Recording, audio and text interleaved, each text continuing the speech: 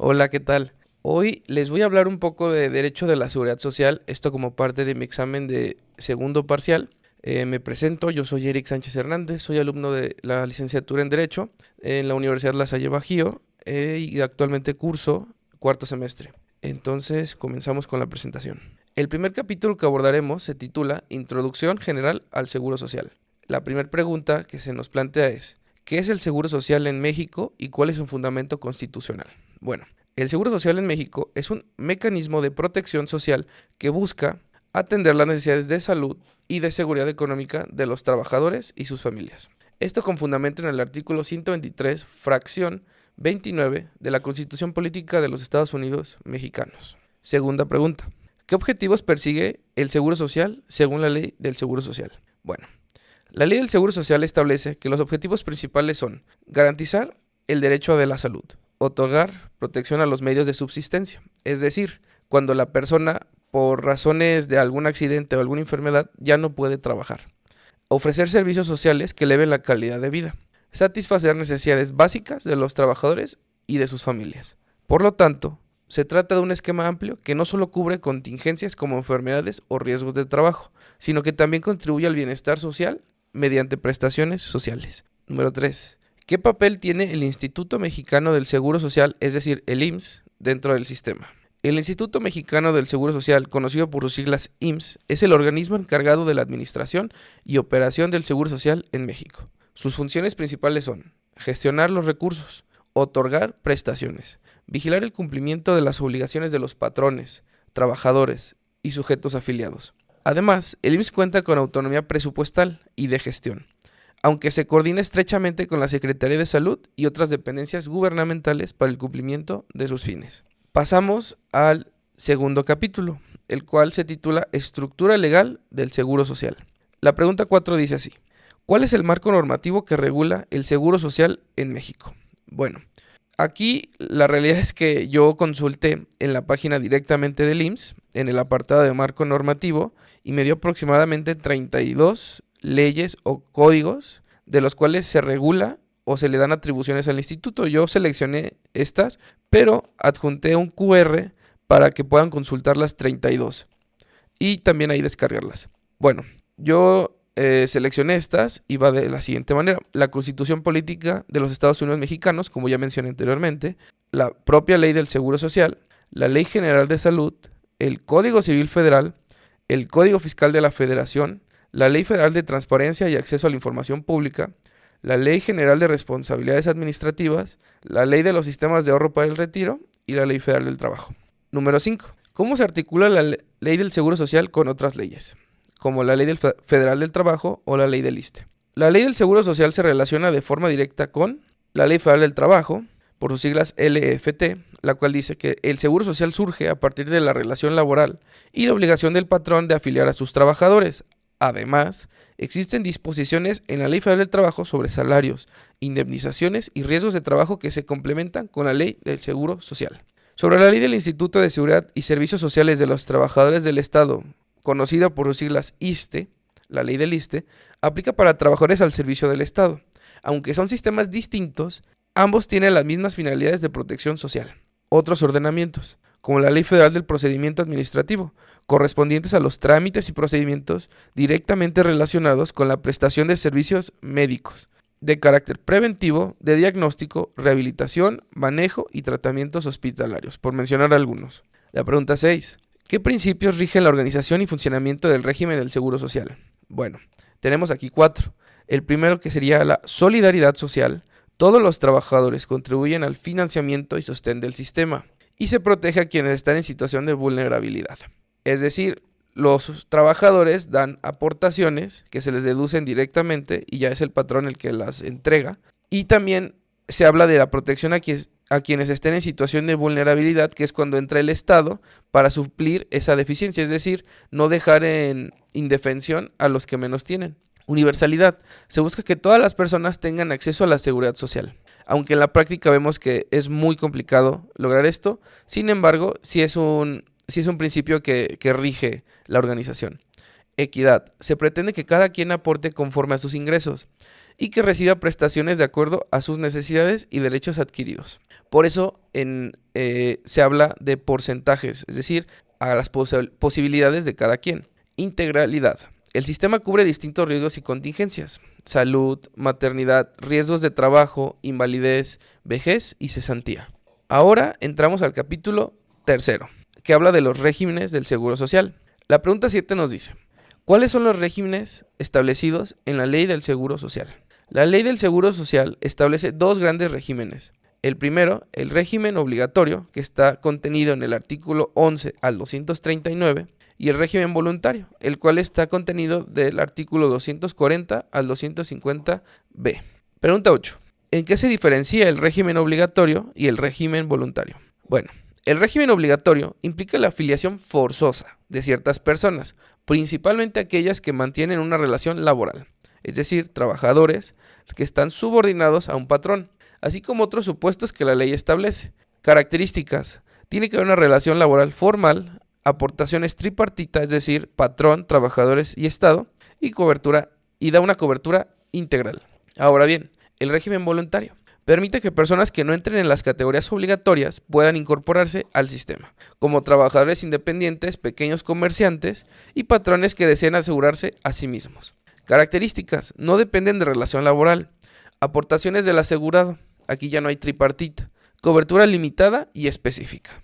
La pregunta 9 nos dice: ¿quiénes son los sujetos obligados y beneficiarios en cada régimen? En el régimen obligatorio, tenemos que el sujeto obligado principal es el patrón, quien tiene la obligación de inscribir a sus trabajadores. Los beneficiarios directos son los trabajadores afiliados y sus familiares derechohabientes, es decir, el cónyuge o concubino o concubina, los hijos menores de edad o mayores incapaces, padres en algunos casos. Esto está regulado en el artículo 84 de la Ley del Seguro Social. Ahora, en el régimen voluntario, los sujetos que deciden afiliarse por su cuenta, es decir, profesionistas independientes, personas que quieran continuar cotizando, etc., ellos mismos se hacen cargo de su cuota o aportación y, si cumplen con los requisitos, pueden extender ciertos beneficios a sus familiares, esto sí, pagando la cuota anual correspondiente. Cuarto capítulo, que habla del régimen obligatorio. ¿Qué aseguramientos comprende el régimen obligatorio? Bueno, el régimen obligatorio incluye seguro de riesgos de trabajo, regulados en el artículo 41 al 83. Seguro de enfermedades y maternidad, contenidos del artículo 84 al 111. A. Seguro de invalidez y vida, contenido del artículo 112 al 151. Seguro de retiro y cesantía en edad avanzada y vejez, artículo 152 al 200. Guarderías y prestaciones sociales, contenido del artículo 201 al 217. Pregunta número 11. ¿Qué ramas del Seguro Social cubre este régimen? Bueno, cubre 5 ramas. Empezaremos con la primera: riesgos de trabajo. Cubre accidentes y enfermedades laborales, brindando atención médica, rehabilitación y, cuando procede, indemnizaciones o pensiones por incapacidad. Enfermedades y maternidad. Proporciona asistencia médica en enfermedades no laborales y protección durante el embarazo, parto y posparto, además de subsidios por incapacidad materna. Invalidez y vida. Ampara al trabajador cuando sufre invalidez, que le impide laborar y garantizar pensiones para sus beneficiarios en caso de fallecimiento, retiro, cesantía en edad avanzada y vejez. Otorga una pensión al cumplir los requisitos de edad y semanas cotizadas, a través de aportaciones al fondo de retiro y en el pago de pensiones. Guardería y prestaciones sociales. Facilita servicios de guardería para hijos de trabajadores asegurados y fomenta la participación en actividades deportivas, culturales y desarrollo social. Ahora, la pregunta número 12. ¿Cómo se financia este régimen? ¿Qué aportaciones hace el patrón, el trabajador y el Estado? Bueno, el financiamiento se da de forma tripartita. En primer lugar tenemos al patrón, es decir, el empleador, quien aporta la cuota mayoritaria para la mayoría de las ramas. En el caso de riesgos de trabajo, por ejemplo, cubre el 100% de la prima que corresponda según la clasificación de riesgo de la empresa. Para las demás ramas, enfermedades, maternidad, invalidez, vida, asume porcentajes variables establecidos en la Ley del Seguro Social y sus reglamentos. En segundo lugar tenemos al trabajador, es decir, al obrero o empleado. Este contribuye con una parte menor, que se descuenta directamente de su salario, y el patrón entera ante el Instituto Mexicano del Seguro Social.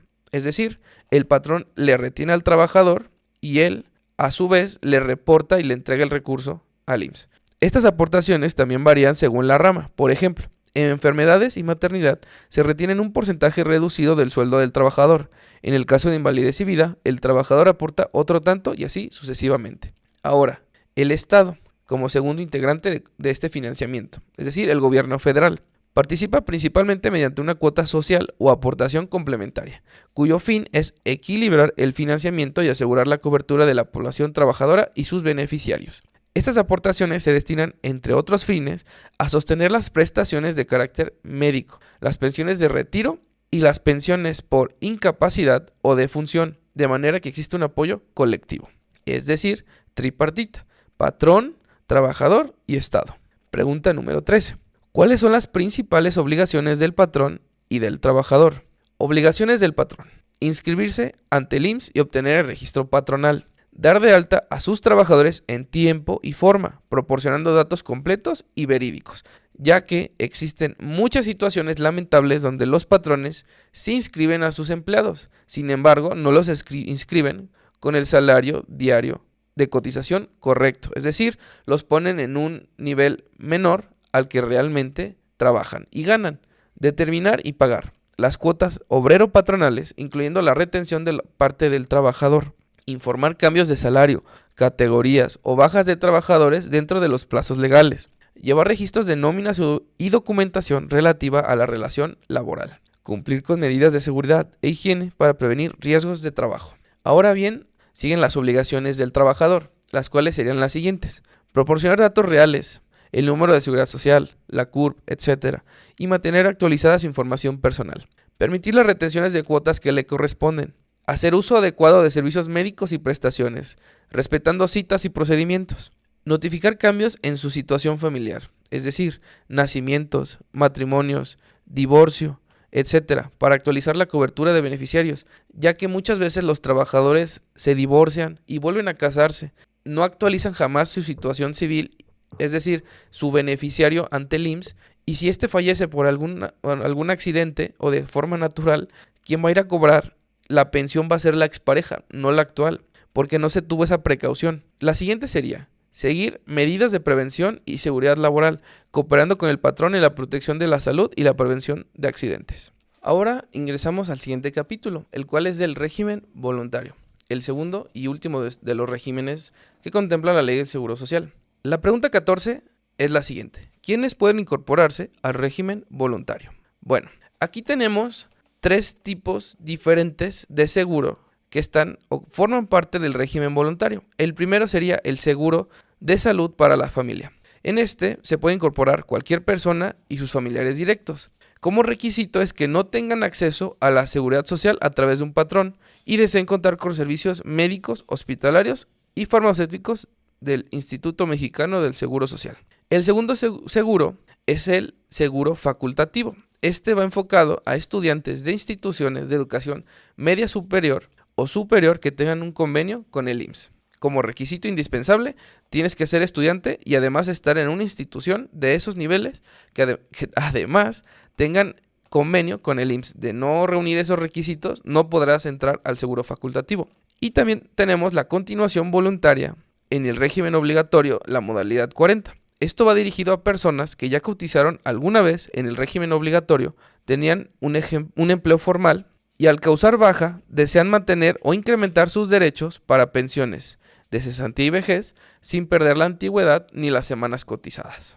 En la pregunta 15 se nos dice: ¿qué beneficios ofrece este régimen y cómo se compara con el régimen obligatorio?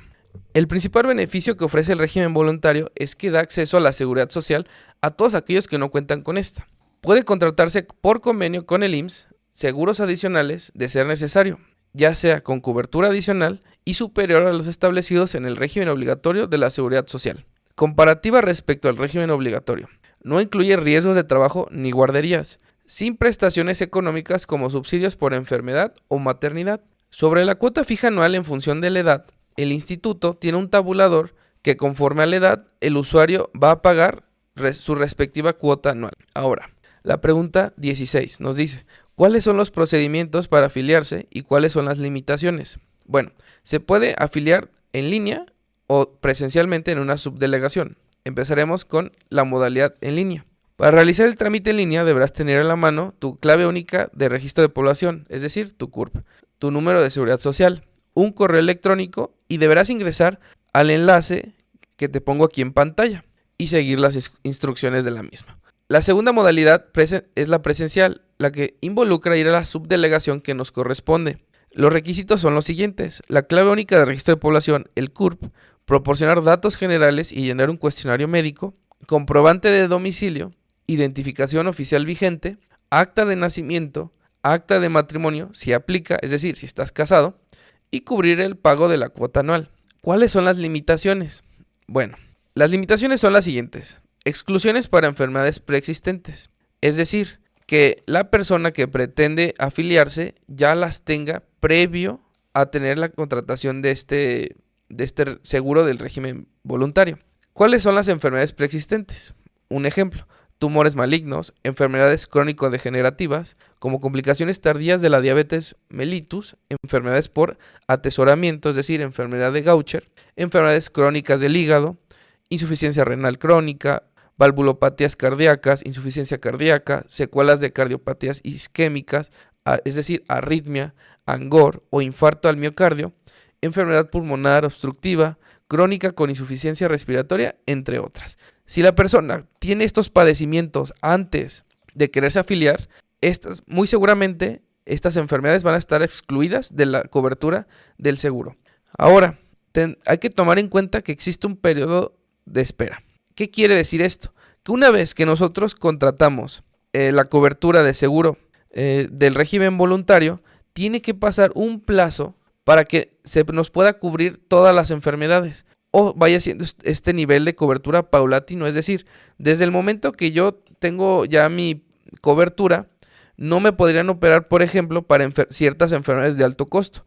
Tendría que haber un periodo de espera que ya esté establecido para que esa cobertura se me pueda brindar. Antes de que pase este periodo de espera, van a haber ciertos padecimientos, enfermedades y procedimientos que no me cubra el seguro. Por eso es muy importante tener en cuenta estos periodos de espera para saber cuándo voy a tener la cobertura total y voy a poder disponer de mi seguro. Ahora, entramos al siguiente capítulo, el cual es retos y controversias jurídicas. ¿Qué problemáticas legales y sociales enfrentan ambos regímenes en la actualidad? Yo destaco estos tres. El primero sería evasión o subdeclaración de salarios, como lo comenté anteriormente. Algunos patrones reportan salarios más bajos para pagar menos cuotas, afectando las futuras pensiones de los trabajadores. El problema radica en que si el patrón da de alta al trabajador con un salario más bajo o incluso el salario mínimo, al momento de querer retirarse va a obtener menos porque cotizó con un salario que no le correspondía y además era inferior. Ahora, informalidad laboral. Una gran porción de la población trabaja sin acceso a la seguridad social, lo cual limita la cobertura real del sistema. Como lo comenté, si bien uno de los principios de la seguridad social es que sea universal, la realidad en el país es que hay mucha informalidad. Entonces esto sí deja en desprotección a bastante población, lamentablemente. Tenemos también la sostenibilidad financiera. El envejecimiento de la población incrementa la carga sobre el IMSS, generando debates sobre reformas y aumentos de las cuotas. La población está envejeciendo y el grupo o el sector de la población joven no está aportando al IMSS, es decir, está más en la informalidad. Esto también va muy ligado a la informalidad laboral. El problema va a ser cuando la mayoría de los que ya cotizaban se quieran jubilar, si no hay nuevos aportadores, es decir, si no hay nuevos trabajadores que estén aportando al seguro social, va a haber un problema financiero que no va a poder no va a poder sostenerse el seguro social. Va a ser muy complicado. Es una de las problemáticas que está ahorita sufriendo el seguro social, la sostenibilidad financiera. Ahora, la pregunta 18 es la siguiente: ¿existen vacíos o contradicciones legales en la aplicación de la ley del seguro social? Existen contradicciones entre la ley del Seguro Social y la ley federal del trabajo en cuanto a definiciones de relación laboral. Además, vacíos en la protección de trabajadores no asalariados o de plataformas digitales, es decir, trabajadores de apps de reparto, por ejemplo. Aunque hay que hacer una aclaración. Actualmente se encuentra en proceso la regularización de estos trabajadores. Esto abrió una puerta de debate, ya que hay una gran parte de los trabajadores que pretenden ser regulados que van en contra de que sean regulados. ¿Por qué? Porque claramente al ser ellos independientes, si los meten en un esquema donde las plataformas los tengan que registrar, les van a empezar a hacer deducciones, es decir, van a empezar a percibir menos dinero. Si bien sí van a tener beneficios de la seguridad social, pues lo que ganan va a empezar a reducir la cantidad que ellos ganan. Entonces hay una parte de este grupo que pretende ser regulado que está en contra de la regularización. También está el debate de si son trabajadores independientes, es decir, no hay una relación patronal de subordinación de ellos con las plataformas, ya que ellos no tienen horario, ellos pueden conectarse cuando quieran, no se les exige vestimenta como tal, no hay condiciones para establecer una relación de subordinación. Pues también está este debate de por qué las empresas, las plataformas, tendrían que afiliarlos como si lo fueran. Es un tema bastante interesante, pero pues todo apunta a que ya está a la puerta esta regularización y pues vamos a ver cómo se desarrolla esto. Pero tiene su lado positivo, como comento, el hecho de que ya puedan tener, pues sí, o sea, empiecen a cotizar sus semanas para jubilarse, que tengan sus aportaciones al fondo para la vivienda. Creo que es bastante positivo, aunque sí tendremos que ver en el tiempo cómo se desarrolla esta regularización. Y bueno, como tercer punto tenemos la ley además la ley contempla modalidades de incorporación voluntaria, pero en la práctica las personas encuentran limitaciones para afiliarse o mantener su cobertura. Esto es un tanto de lo que explicábamos en clase, que estos trámites burocráticos, en vez de hacerse más sencillos, siento que lo hacen más complicado. La mayoría de la población no tiene idea o no tiene los medios para poder hacerlos por sí mismo. Tendrían que recurrir a quizás un experto, a un abogado o directamente de manera presencial en el instituto, y esto solo entorpece la afiliación. Por eso muchas personas lo dejan incompleto el trámite porque no se les facilita. Siento que tendría que ser más práctica la afiliación y los portales, los trámites, para que la gente plantee y además concrete los trámites, los terminen, no los dejen incompletos. Ahora, la pregunta 19. ¿Qué casos emblemáticos o jurisprudencias relevantes han marcado criterios sobre estos regímenes? Bueno, yo estuve buscando jurisprudencia en el semanario judicial y encontré un par. El primero habla sobre la pensión por viudez. En el artículo 155, primer párrafo de la Ley del Seguro Social, en su texto publicado en el Diario Oficial de la Federación el 12 de marzo de 1973, que establece que la pérdida del derecho a percibir dicha prestación cuando la persona pensionada contraiga un nuevo matrimonio o constituya concubinato es inconstitucional al atentar contra la igualdad de género.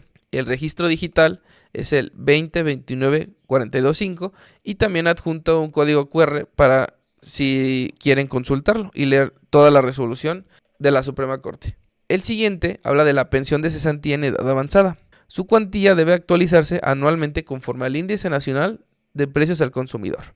Su registro digital es el 202-9402 y de igual manera adjunto el código QR para que se consulte directamente en la página. Ahora, entramos al capítulo 7, perspectiva, crítica y comparativa. La pregunta 20 es la siguiente. ¿Cómo se compara el sistema del Seguro Social mexicano con otros países de América Latina? Bueno, aquí lo comparé con 4 países: Colombia, Chile, Argentina y Brasil. Como primer rubro tenemos México respecto a Colombia y Chile, los cuales son similares en términos de obligatoriedad laboral, pero se diferencian significativamente en administración más centralizada, menor participación privada en salud y pensiones. Esto referente a México. Ahora, México respecto a Argentina y Brasil. México posee menos cobertura universal directa, es decir, población informal requiere incorporarse voluntariamente. A nivel regional, los principales retos compartidos son la saturación de servicios médicos, la informalidad laboral y los desafíos financieros para mantener la sostenibilidad de los sistemas. Pregunta número 21. ¿Es equitativo y suficiente el sistema actual de aseguramiento social? El sistema actual de aseguramiento social mexicano no es suficientemente equitativo ni adecuado para cubrir las necesidades sociales, económicas y médicas del país.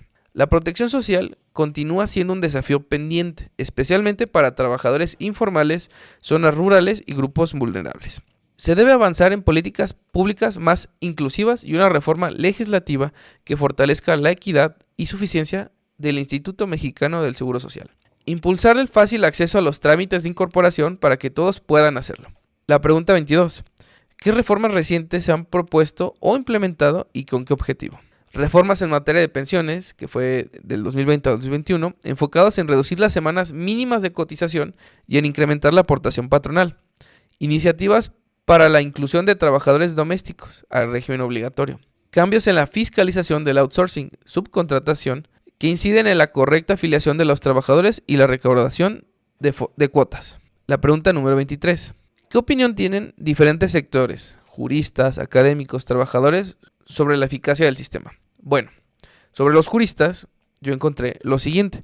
Los juristas destacan que el sistema de seguridad social mexicano está bien fundamentado jurídicamente y cumple con los compromisos internacionales en materia de derechos humanos, el artículo 25 de la Declaración Universal de los Derechos Humanos, por mencionar.